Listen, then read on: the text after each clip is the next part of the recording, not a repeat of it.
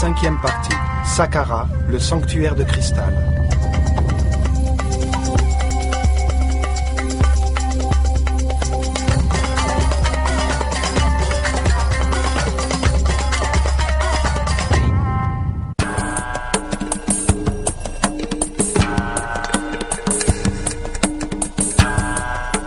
Saqqara est la première manifestation de la grande connaissance que les prêtres de l'école de mystère de l'œil d'Horus avaient acquise dans de nombreux domaines et dont les ruines sont aujourd'hui encore visibles. Ils construisirent la première pyramide de la Terre après le déluge universel. Pour la première fois, des blocs de pierre modulables ont été utilisés pour construire un édifice.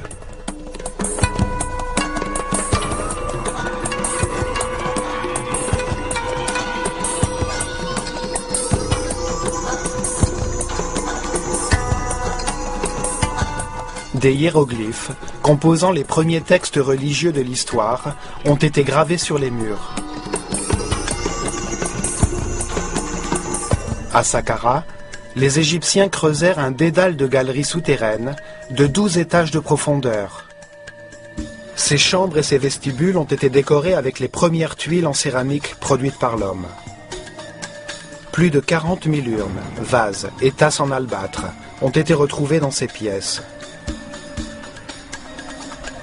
À quoi pouvaient-ils servir? Pourquoi les Égyptiens ont-ils travaillé si durement pour creuser des tunnels, des chambres et des halls à 30 mètres en dessous du sol? Comment ont-ils éclairé ces pièces pour réaliser les ouvrages de céramique très sophistiqués qui ornent leurs murs?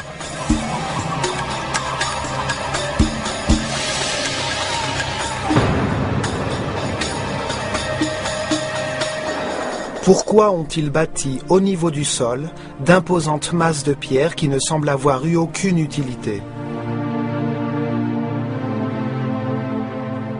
Quel avantage pouvait avoir une société de 4 millions d'individus à tailler et à déplacer plus d'1 million de tonnes de pierre pour construire un ensemble architectural si raffiné?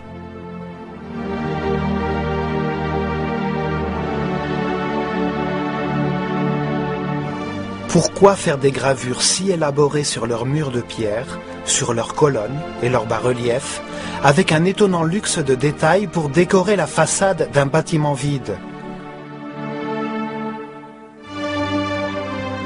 Comment des savoir-faire artistiques si développés auraient-ils pu aller de pair avec une telle irrationalité? Saqqara est l'un des plus grands mystères de l'Égypte. Son histoire révèle les réponses les plus incroyables, à commencer par le génie polymorphe, le personnage fabuleux qui l'a conçu et qui a dirigé sa construction. L'architecte Imhotep, dont le nom signifie l'homme sage qui entre dans la paix, le grand prêtre de l'école de mystère de l'œil d'Horus, a joué un rôle important dans l'histoire de l'homme. Premier ministre, vizir et le chancelier du pharaon Djéser, qui appartenait à la 3e dynastie et qui régna vers l'an 2800 avant Jésus-Christ.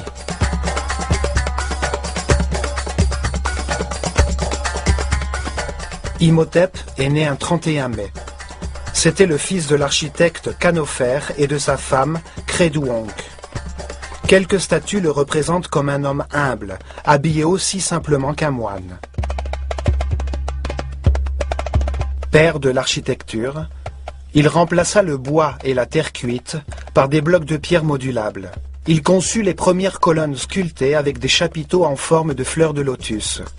Le raffinement suprême des détails architecturaux, l'harmonie de Saqqara montre la maîtrise qu'il avait de son art. Il a été le premier philosophe de l'histoire humaine. Il s'est consacré à la réflexion et à l'analyse des concepts fondamentaux comme l'espace, le temps, le volume, la nature de la maladie, l'existence de Dieu et l'immortalité. Il a donné à la civilisation égyptienne sa base conceptuelle, l'idée du progrès de la conscience vers Ma'at, vers la justice, l'honnêteté, l'harmonie et l'équilibre. Selon Platon, l'histoire de l'Atlantide, que les prêtres égyptiens racontèrent à Solone, remonte à Imhotep.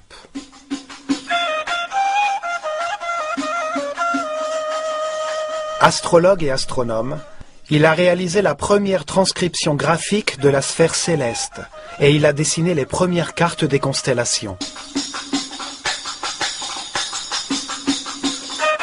Le fait qu'il se réfère au changement d'ère céleste pour déterminer les stades de la révélation dans le développement spirituel de la civilisation égyptienne prouve qu'il connaissait le phénomène de précession des équinoxes. Mais ce furent ses grands talents de médecin qui firent d'Imhotep un semi-dieu. Seulement 50 ans après sa mort, le pharaon Mykérinos construisit un temple en son honneur. Il devient un lieu de pèlerinage et de cure miraculeuse. Les Grecs, qui allèrent étudier en Égypte, le rebaptisèrent Asclépios ou Aesculapius pour souligner ses prouesses médicales. Ils l'appelèrent également Hermès Trismégistus, 3 fois grand, en raison de ses dons de philosophe et de physicien qui avaient permis de révéler le fonctionnement de l'univers. Imhotep fut le premier à rassembler des informations sur le diagnostic et la guérison de nombreuses maladies. Le caducée, qui est de nos jours le symbole de la société médicale, était la canne de pouvoir d'Imhotep. Grâce à elle, il mesurait la quantité d'énergie vitale qu'un être humain avait appris à maîtriser. C'est ainsi qu'il savait quels centres neuronaux, ou chakras, ses patients utilisaient pour canaliser et diffuser leur énergie vitale, et où ils avaient des déséquilibres électromagnétiques cellulaires. Il les guérissait en élevant la fréquence vibratoire de leur aura, qui est un champ électromagnétique propre à chaque personne. Ainsi, il rééquilibrait leurs chakras pour que ceux-ci puissent à nouveau fournir l'énergie vitale nécessaire aux organes affectés. C'était la véritable cause des maladies. Le caducée se compose de 2 serpents enlacés autour de 7 chakras, les centres neuronaux de la colonne vertébrale, qui regroupent et distribuent l'énergie. Ils représentent les 2 pôles électromagnétiques opposés qui mettent l'univers en mouvement. Dans son centre se trouve une colonne vibratoire formée de paires de particules de charge opposées qui se neutralisent et s'équilibrent, la seule manière d'arriver à l'illumination. Il représente le Kundalini, la force vitale qui se déplace le long de la colonne vertébrale. Même après la disparition de ce savoir ancestral, le caducée demeura le symbole de guérison. Les expériences qui ont manipulé cette forme comme une bobine électrique ont permis de découvrir certaines caractéristiques mystérieuses.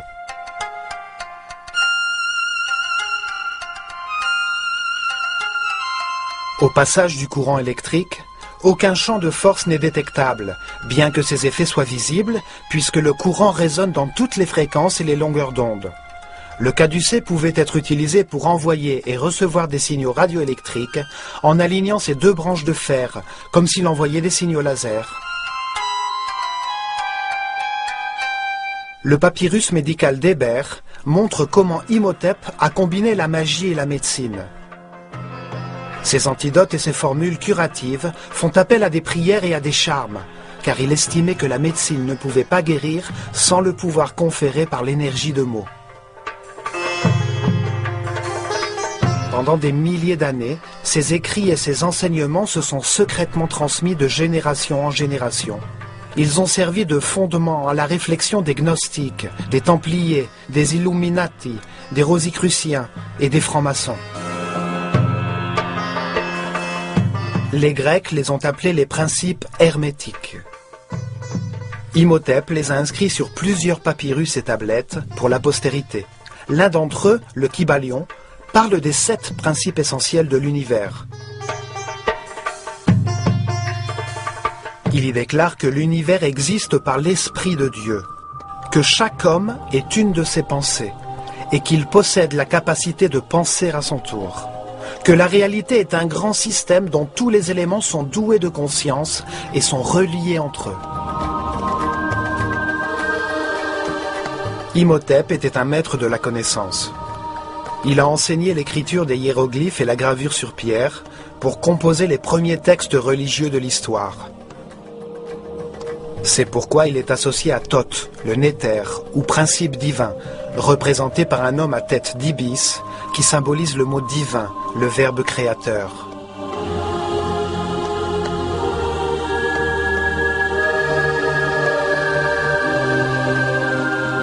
Imhotep était sans aucun doute un esprit exceptionnel. Le temps a fait de lui un mythe et l'a associé à la divinité sous différents noms. Thoth, Mercure, Quetzalcoatl, Aesculapius, Hermès Trismegistus, celui qui est 3 fois grand. Le terme hermétique devient synonyme de sagesse secrète, celle qui était autrefois dans les esprits des prêtres de l'œil d'Horus, dont l'un des premiers grands prêtres fut Imhotep, le sage qui entre dans la paix.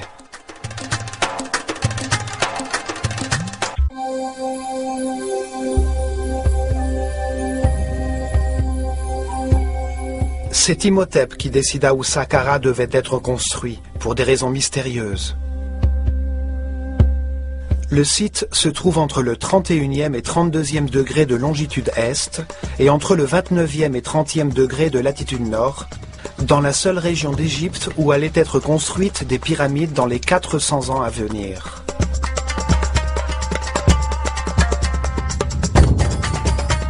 C'est une région désertique, à 14 km au sud du Caire, près de Memphis, l'ancienne capitale aujourd'hui disparue de l'Égypte. Les pyramides les plus au sud se trouvent à Meydoum, Awara et El Laoun, et c'est à Abu Rawash que se trouve la pyramide la plus septentrionale. C'est un plateau rocheux qui s'étend jusque Gizeh, à 50 mètres au-dessus du niveau du fleuve. Cette altitude garantissait que les nappes phréatiques n'inonderaient pas les galeries souterraines qu'il avait prévu de construire. Dans cette région se trouvent également 8 pyramides plus petites, construites sous les 4e, 5e et 6e dynasties. Cette zone est située sur l'un des principaux nœuds du réseau électromagnétique de la planète, là où la force de son énergie tellurique peut être la mieux utilisée pour faire vibrer une grande masse de pierre. C'est dans cette région que les résonances électromagnétiques sont les plus fortes. C'est là où se trouve l'un des chakras de la planète, là où passe le courant tellurique, la charge négative de la croûte terrestre qui transporte son énergie vitale. Un point de confluence important des lignes de Lie, parfait pour produire de l'énergie statique négative à partir d'une grande masse de pierre riche en cristaux de quartz par la friction de ces molécules.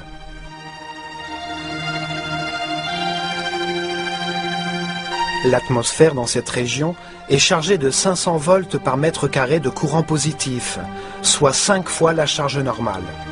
C'est un point de puissance sur la planète qui permet d'accroître le niveau d'énergie dégagé par la pyramide construite par Imhotep. Cette situation géographique était essentielle pour utiliser la pyramide comme un condensateur électrique qui absorbait l'énergie positive de l'atmosphère dans les cristaux de quartz des plaques de granit qui recouvraient alors sa surface.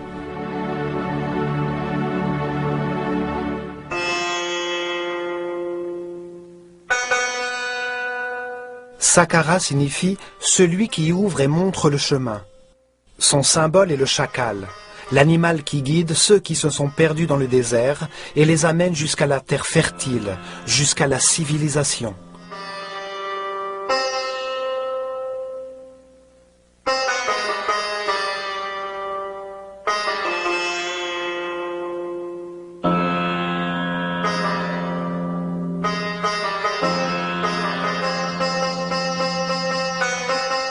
De loin, la première chose que l'on pouvait voir était la pyramide blanche, derrière un très long mur, le premier à être construit par l'homme avec des blocs de granit taillés, ornés de somptueux bas-reliefs et de linteaux. Un ouvrage beaucoup plus complexe que la pyramide elle-même. 130 000 d'elle-même. 130 000 tonnes de granit de Tura formaient un immense et inimitable mur de pierre. Il entourait les 15 hectares de l'ensemble architectural en le protégeant du chaos extérieur, en lui donnant une forme rectangulaire, orientée en sens nord-sud, parfaitement parallèle au cours du Nil.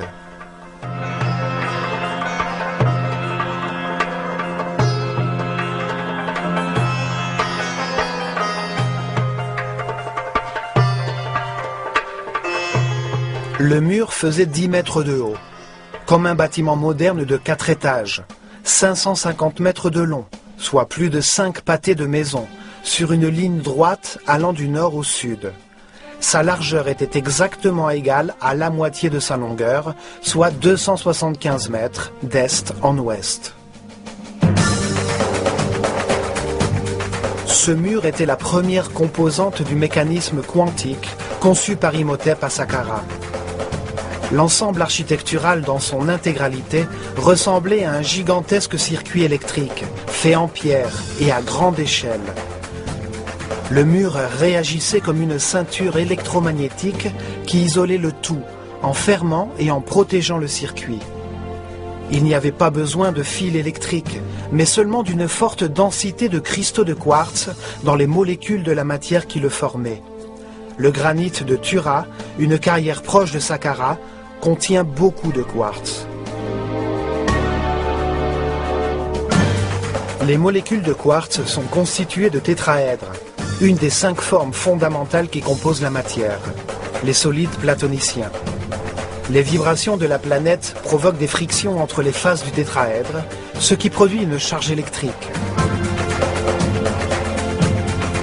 Les 85 000 mètres cubes du mur de granit contenaient un grand nombre de cristaux de quartz, qui produisaient un puissant champ de force électromagnétique, un signal radioélectrique constant. Le mur fait partie d'un complexe permettant de concentrer de l'énergie électromagnétique, et dont le centre était la pyramide de 66 mètres de haut qui le dominait.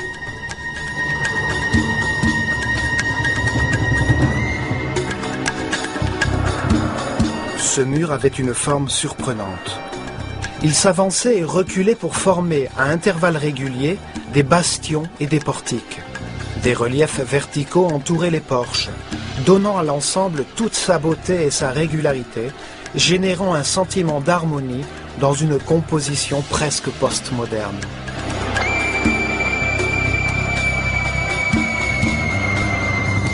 Depuis les créneaux situés en haut du mur, et auxquels on accédait par des escaliers placés à intervalles réguliers, on pouvait voir le paysage alentour, ainsi que l'impressionnante pyramide à étages.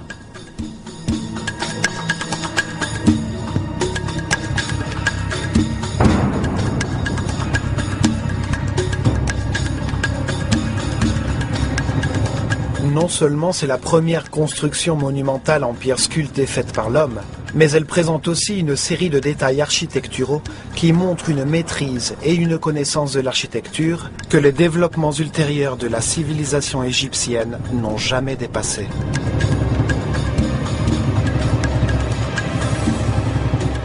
Il y avait 15 porches identiques, mais seulement l'un d'eux, situé dans l'angle sud-est de l'énorme rectangle, avait une vraie porte.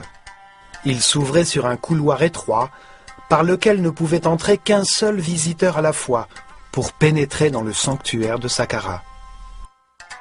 La voie de l'amélioration spirituelle est individuelle et inimitable. Personne ne peut évoluer à la place de quelqu'un d'autre.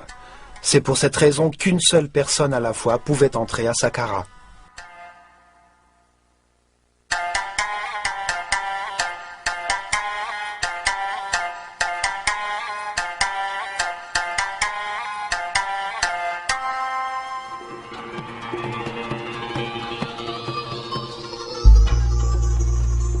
Un mur si haut, avec 14 porches murées et un seulement ouvert, avec une entrée si étroite, tout cela semble avoir été construit à des fins défensives. Pourtant, il n'y a jamais eu de porte à l'unique entrée. La technologie mise en œuvre à Saqqara restreignait l'accès aux êtres à l'esprit primaire, ceux qui dégageaient une mauvaise aura, c'est-à-dire un champ électrique négatif. Dans le long couloir et le long de la galerie composée de 48 colonnes, un puissant champ de force électromagnétique intensifiait les sentiments des visiteurs. S'il y avait de la haine, de la peur ou de l'insécurité dans leur cœur, leur propre angoisse les empêchait d'entrer.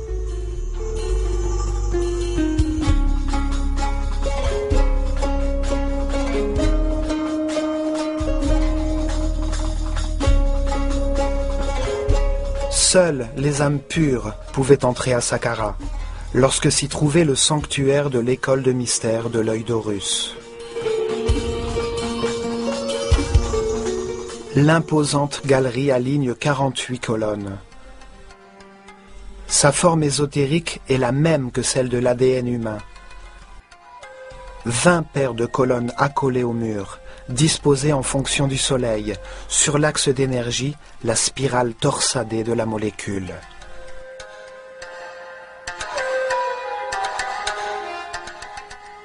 Quatre paires de colonnes, dans le hall transversal, à la fin de la séquence, représentent la capacité supérieure des humains à conserver, analyser et traiter les informations.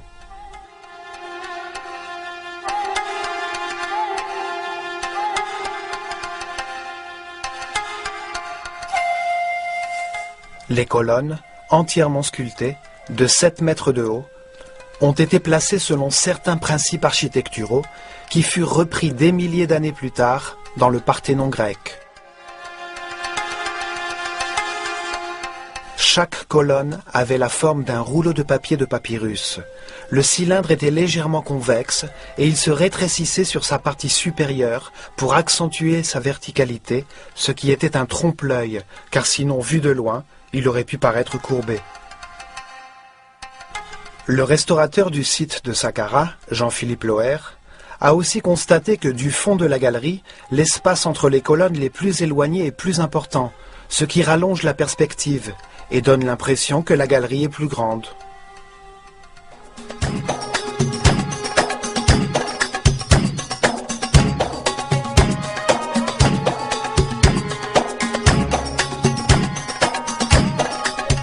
Au bout de la galerie, nous arrivons au hall transversal, avec 8 colonnes reliées par des murets de pierre qui entourent la sortie vers la grande cour des serpents.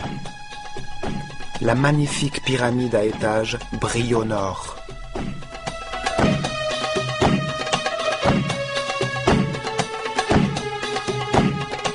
La cour était à l'origine entourée par de hauts murs, dont les bas-reliefs étaient très travaillés. Il se composait de niches qui avaient une forme de porte, forme qui se retrouvera plus tard sur l'un des murs de tous les tombeaux égyptiens.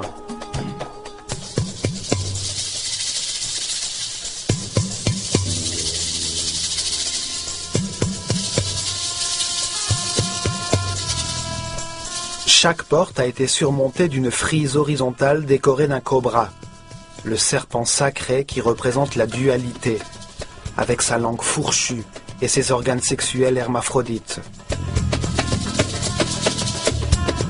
Le serpent symbolise aussi la volonté de changer l'existence, la volonté de commencer un nouveau voyage d'apprentissage, au terme duquel l'homme sera maître de ses décisions. C'est la source et l'origine du mouvement.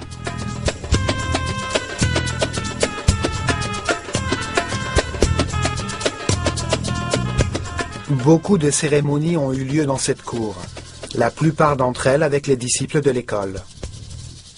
Mais, une fois par an, le pharaon venait sur ce théâtre pour être couronné de nouveau par le grand prêtre de l'œil d'Horus, avec la couronne blanche et rouge qui symbolisait son pouvoir sur toute l'Égypte. À la 30e année de son règne, se tenait également une cérémonie de rénovation appelée Eb Sed. Durant cette cérémonie, le pharaon courait tout autour de la cour des serpents, avec pour unique parure les emblèmes de son pouvoir, afin de se renouveler conceptuellement et de montrer sa force, sa capacité à dominer le monde physique. Le mur au sud de la cour servait de façade au tombeau du sud, une fausse chapelle construite en pierre et dont le toit était voûté. Sa fonction réelle était de cacher une des deux entrées du souterrain.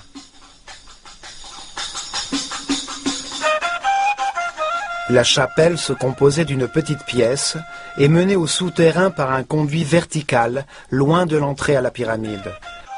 Des fouilles profondes ont permis de retrouver l'escalier par lequel on pouvait, à l'origine, accéder au souterrain.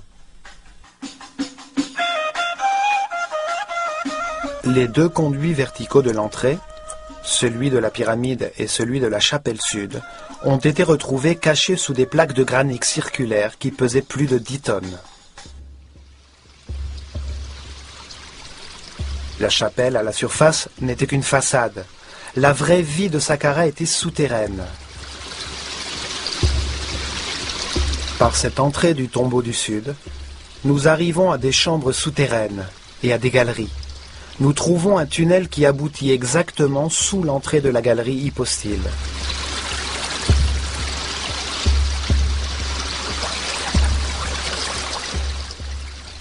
Le plan du sanctuaire tout entier ressemble à l'unité centrale d'un ordinateur.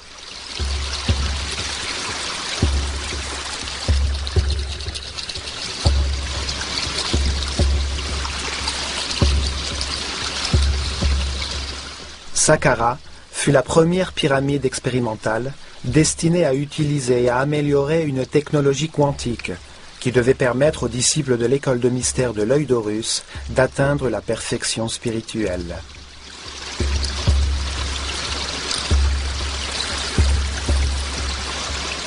Pendant 400 ans, environ 100 pyramides, de formes, de grandeur et de matériaux différents, ont été construites. Leurs lignes ne cessèrent de s'améliorer jusqu'à la réalisation de la grande pyramide de Khéops. Les Égyptiens avaient hérité de la civilisation atlantidéenne la connaissance de la transformation des formes pyramidales monumentales en machines quantiques, capables de produire des colonnes ondulatoires stationnaires d'énergie qui permettaient d'élever la fréquence vibratoire des disciples d'Horus. C'était un moyen d'augmenter leur niveau d'énergie vitale, le pouvoir de leur esprit, et d'éveiller chez eux de nouveaux sens, comme la télépathie ou la capacité de percevoir l'aura des autres. Ainsi, la conscience pouvait s'élever au-delà du temps et voir la chaîne de réincarnation déjà vécue.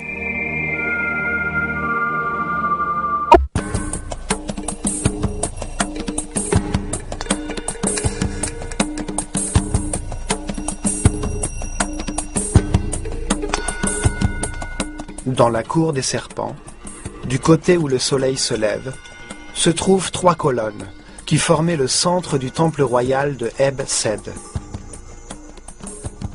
Un bâtiment occupé par le pharaon et les prêtres de l'œil d'Horus durant les cérémonies.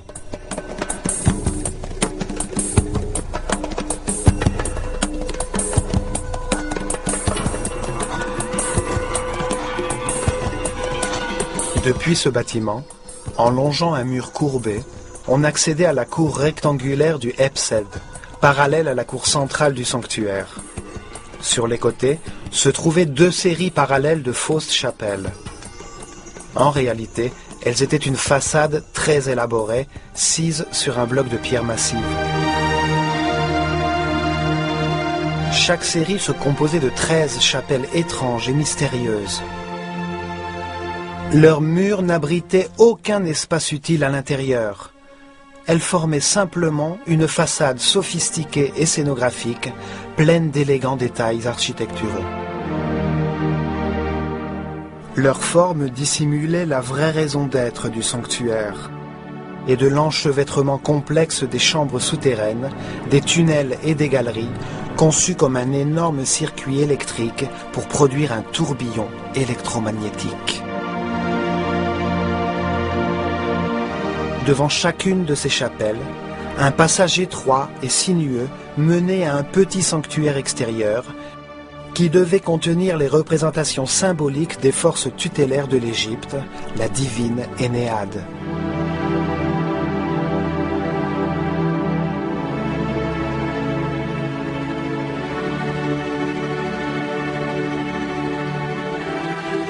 Les murs extérieurs étaient décorés de bas-reliefs qui entouraient de fausses fenêtres, de fausses portes, de fausses clôtures en bois et des colonnes à cannelures appelées jets.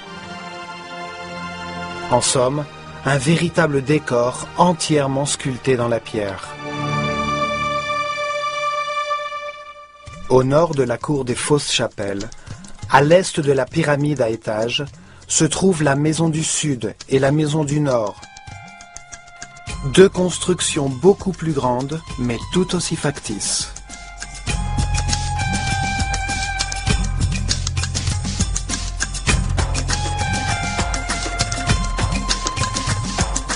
La façade de la maison du Sud est ornée de colonnes cylindriques dont les chapiteaux sont en forme de fleurs de lotus, le symbole de la Haute-Égypte.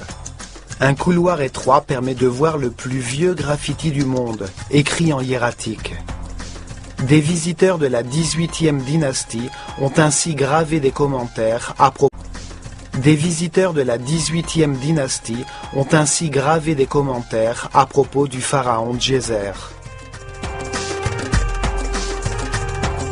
La façade de la maison du Nord est décorée de colonnes représentant des papyrus, les symboles de la Basse-Égypte, qui correspond au delta du Nil, au nord du pays. Ici, pendant la cérémonie du Hebsed, le roi recevait la couronne rouge qui symbolisait son autorité sur ce territoire.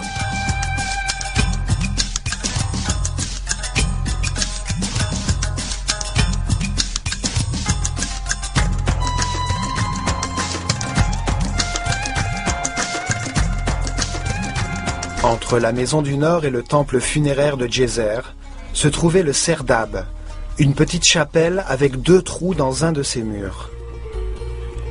À travers eux, une statue représentant le pharaon Djéser assis pouvait entrevoir la cour extérieure, tout en recevant le vent vivifiant du nord.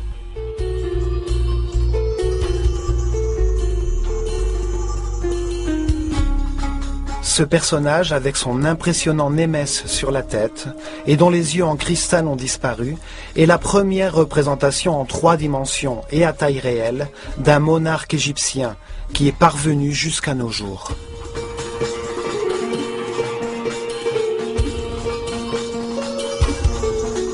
Durant des milliers d'années, il a contemplé la stupeur que les bâtiments factices de Saqqara ont provoquée chez ses visiteurs.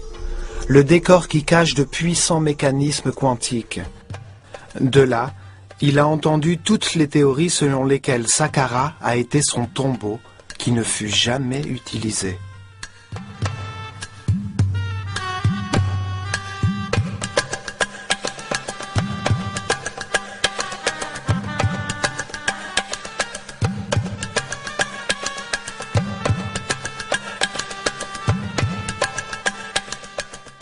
À côté, se trouvent les ruines du temple adjacent à la pyramide, dont l'unique accès, situé à l'est, menait à travers un dédale d'étroits couloirs à 2 cours ouvertes, dont l'une dissimulait la porte du vrai sanctuaire de Saqqara, enfoui dans les profondeurs de la terre.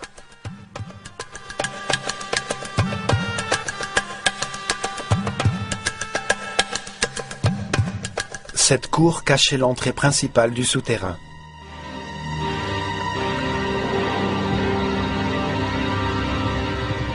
Ce modèle d'un temple contigu fut répété dans les pyramides qui ont été construites dans les années suivantes.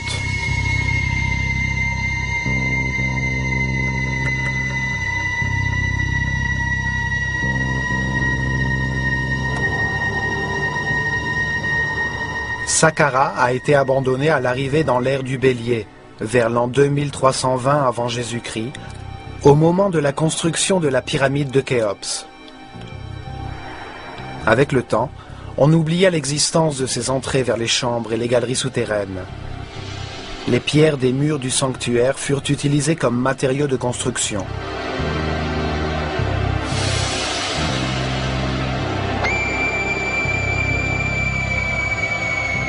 Dans les siècles qui suivirent, beaucoup de nobles firent construire leurs tombeaux dans ce lieu sacré.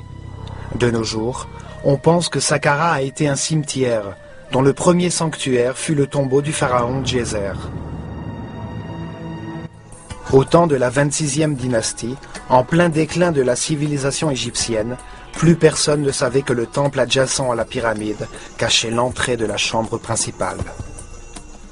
Le pharaon ordonna de creuser un long tunnel sous la façade sud de la pyramide, en croyant que l'entrée se trouvait là.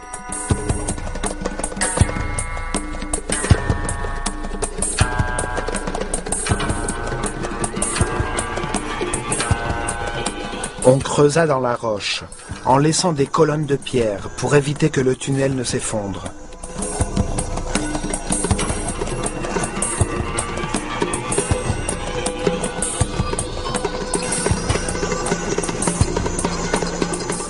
Jusqu'à arriver à la chambre centrale, une pièce vide de 12 étages de profondeur, un puits de la forme d'un obélisque en plein cœur de la pyramide.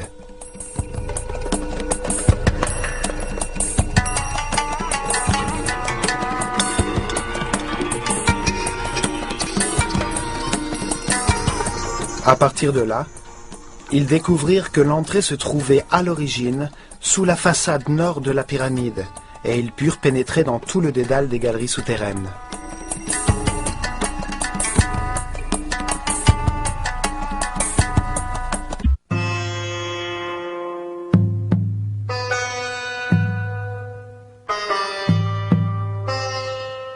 Saqqara a été construit en 3 étapes, planifiées dès le départ par Imhotep. À chaque étape, le sanctuaire s'agrandissait et la pyramide se développait comme le corps d'un être humain. La première étape fut la construction de l'épine dorsale du sanctuaire, le creusement d'un puits vertical qui va 30 mètres en dessous de la pyramide, à 12 étages de profondeur, soit 50% de la hauteur totale de la pyramide.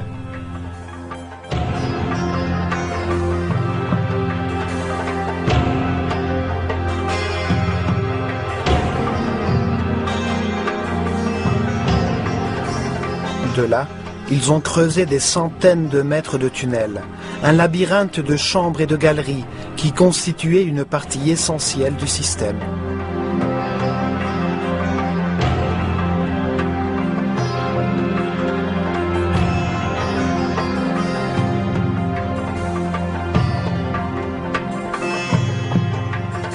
La deuxième étape fut la construction d'une petite pyramide à étages au-dessus du sanctuaire souterrain. Son volume et son poids représentaient exactement 50% de la pyramide finale. Elle consomma seulement la moitié des ressources et des efforts totaux. En outre, les bâtisseurs pouvaient ainsi utiliser temporairement l'énergie dégagée par leur propre construction. La charge électrique produite par la petite pyramide était utilisée pour créer des couloirs électromagnétiques qui facilitaient le transport des matériaux nécessaires à la construction du reste du sanctuaire.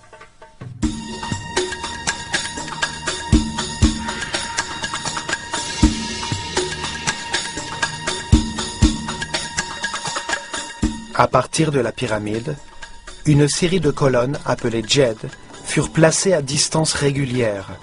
La charge d'ion négatif produite par la masse vibratoire de la pyramide circulait d'un pilier à l'autre.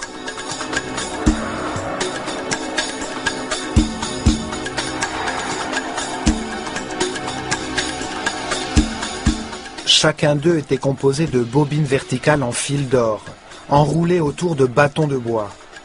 La première bobine se trouvait dans la partie inférieure et la seconde dans la partie supérieure. La colonne était placée sur une cavité pleine de fibres trempées dans l'eau salée qui assurait un excellent contact terre. Un prêtre d'un haut niveau de conscience et de vibration était tenu de contrôler grâce à l'énergie tachyonique de son esprit le passage du courant ionique de la pyramide à la première colonne. À partir de là, la charge électrique circulait régulièrement de pilier en pilier, créant ainsi un couloir électromagnétique qui s'étendait jusqu'à Tura, près de Saqqara, sur le Nil, dans le champ de puissance de la petite pyramide où se trouvaient les carrières de quartz granitique. Les plaques de granit, une fois découpées, étaient placées devant le dernier djed.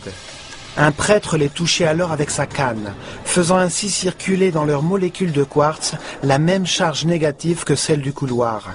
Les deux charges égales se repoussaient et le bloc se soulevait du sol. Le même principe est utilisé de nos jours par les trains à sustentation magnétique au Japon qui flottent sur un champ électromagnétique puissant de la même polarité que celle des wagons.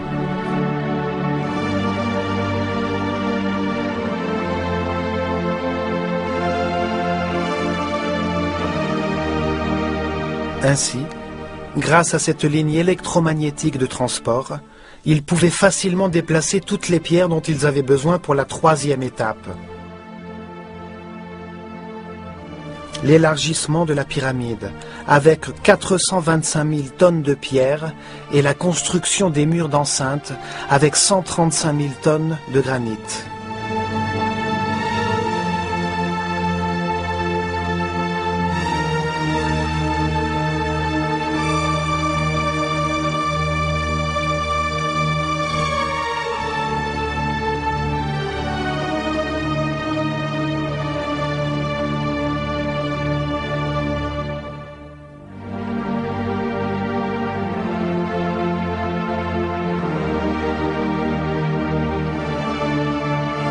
La construction en étapes permit d'utiliser une partie de la puissance générée par la pyramide et de l'augmenter de 50% une fois la grande pyramide construite.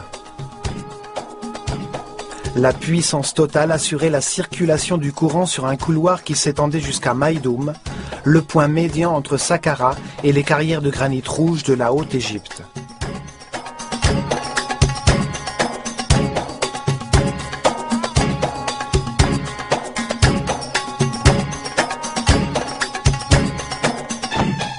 La technologie et les connaissances héritées de l'Atlantide sont fondées sur les principes de mécanique quantique que nos scientifiques commencent à peine à comprendre. Dans le prochain épisode de notre série, nous continuerons à étudier le sanctuaire de Saqqara. Nous verrons comment et dans quel but l'ensemble des galeries souterraines, ce puissant mécanisme quantique qui permettait d'accélérer l'évolution des initiés, était conçu. En suivant ce chemin, que nous appellerons la route quantique vers la lumière de la conscience, nous verrons que ce processus évolutif a été enseigné par différents professeurs de haut rang. L'un d'entre eux fut Jésus.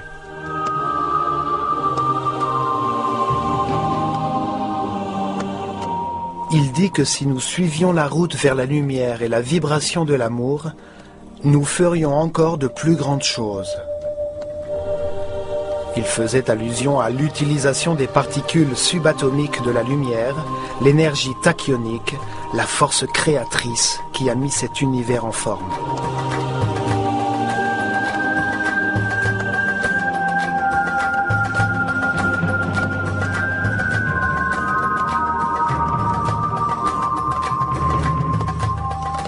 Des milliers d'années avant l'arrivée de Jésus, les sages prêtres de l'œil d'Horus ont utilisé à Saqqara ce même type de connaissances pour accélérer l'évolution de leurs disciples.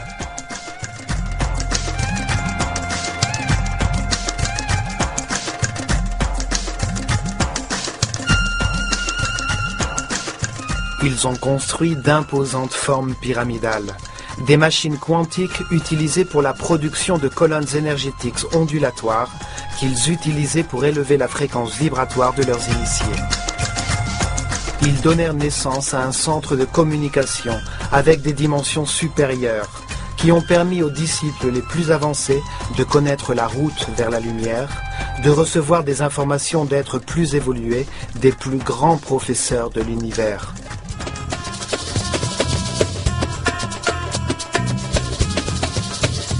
Sur le plan physique, en construisant des couloirs électromagnétiques et en générant des effets de supraconductivité grâce à différents matériaux, ils ont facilité la construction de leur temple, les livres vivants de l'école de mystère de l'œil d'Horus.